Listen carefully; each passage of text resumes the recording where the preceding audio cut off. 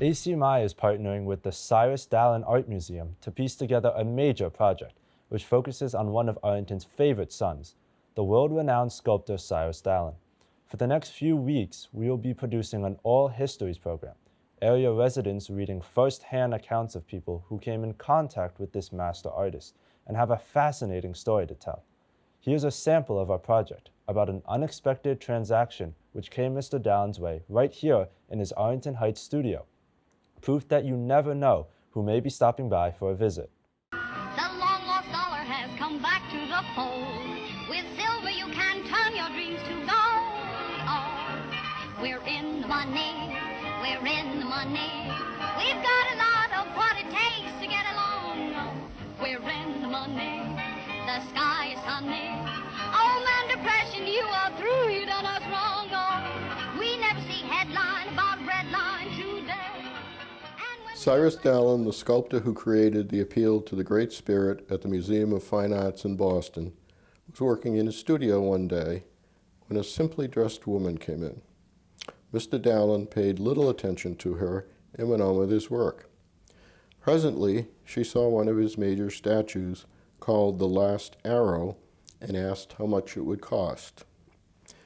Mr. Dallin, thinking she was ignorant of the cost of major sculpture pieces, smiled condescendingly and said, "Lady, that is a museum piece.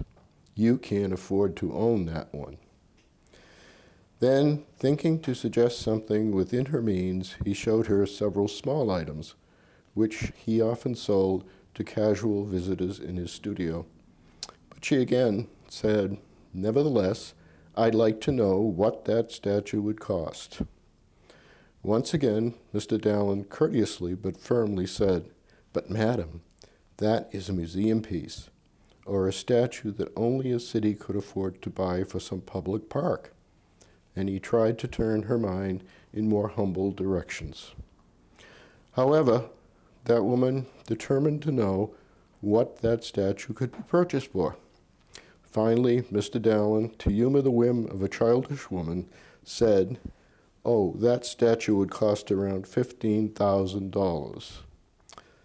"All right, I'll take it," she replied. Without batting an eyelash, he sat down at his studio desk and wrote him a check for it, adding, "Send it to my estate in Madison, New Jersey." That particular lady happened to be Mrs. Geraldine Rockefeller Dodge, daughter of the famous John D. Rockefeller, and the statue adorned her driveway. Mr. Dallin has not recovered from the shock he got that day when he said, "I was entertaining a financial angel unawares." In 1975, Mrs. Geraldine R. Dodge died, and her estate was put up for auction. A collector purchased the last arrow, or as it is sometimes called, the passing of the buffalo. It's now located in the Dr. Edward M. Ball Park in Muncie, Indiana, which also has a copy of Dallin's The Appeal to the Great Spirit. Let's let it, set it, rollin' around.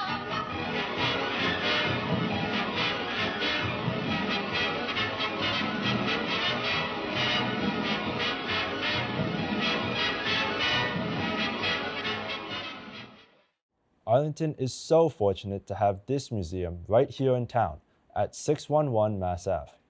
Few museums in the world are located in the town where the artist actually lived and worked. We are among the select few.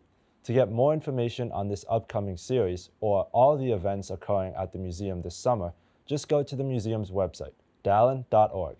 Again, that's dallin.org.